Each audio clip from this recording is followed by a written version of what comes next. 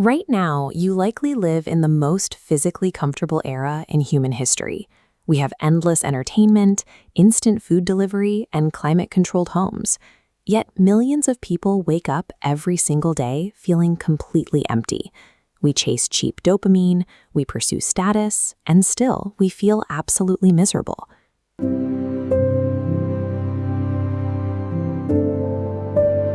We operate under the assumption that if we just eliminate hardship and improve our physical circumstances, happiness will automatically follow. But the widespread despair we see today proves the opposite. Endless comfort fails to fulfill us. It actively destroys our psychological drive to keep going. To understand why, we have to look at what happens when all of that comfort is instantly ripped away. In the year 1942, our normal, civilized society collapsed into a totalitarian nightmare. Viktor Frankl was a brilliant, highly successful psychiatrist living and working in Vienna. In an instant, his entire life, his thriving practice, and his family were taken from him. Inside the Nazi concentration camps, prisoners lost their humanity. Even their names were erased and replaced by a sequence of numbers tattooed directly onto their skin. Every piece of physical property was confiscated. They lost their homes, their freedom, and even the clothes on their backs, leaving them with absolutely nothing. As a psychiatrist, Frankl couldn't stop observing the human mind, and what he saw defied logic. The most physically dominant, robust men often collapsed first, while some of the frailest prisoners managed to survive.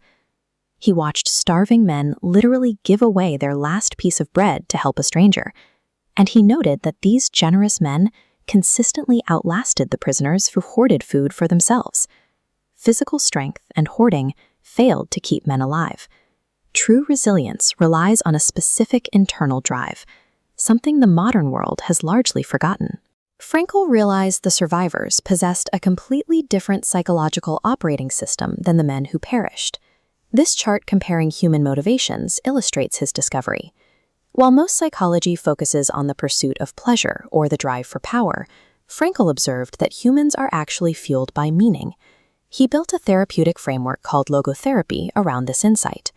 It states that human beings are deeply starved for meaning, and when that meaning disappears, despair takes over. We misdiagnose our current depression epidemic. We attempt to treat a desperate lack of meaning by consuming more status and pleasure, when what we need is a reason to exist.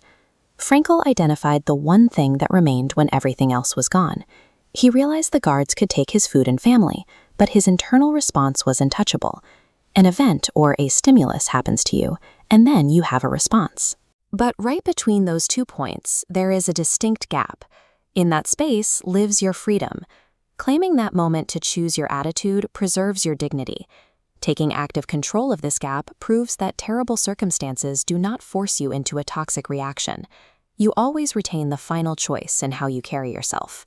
If meaning is what sustained prisoners in the camps, how do you build it for yourself when you feel lost and burned out today? Frankl's 3 pillars for building meaning. First is work, creating something that contributes to the world. Second is love, forming a profound, selfless connection. Third is unavoidable suffering. Bearing an unchangeable tragedy with dignity makes your suffering a human achievement. Because these 3 pillars are completely internal, your sense of meaning becomes absolutely bulletproof. It is accessible to you right now, regardless of your external environment.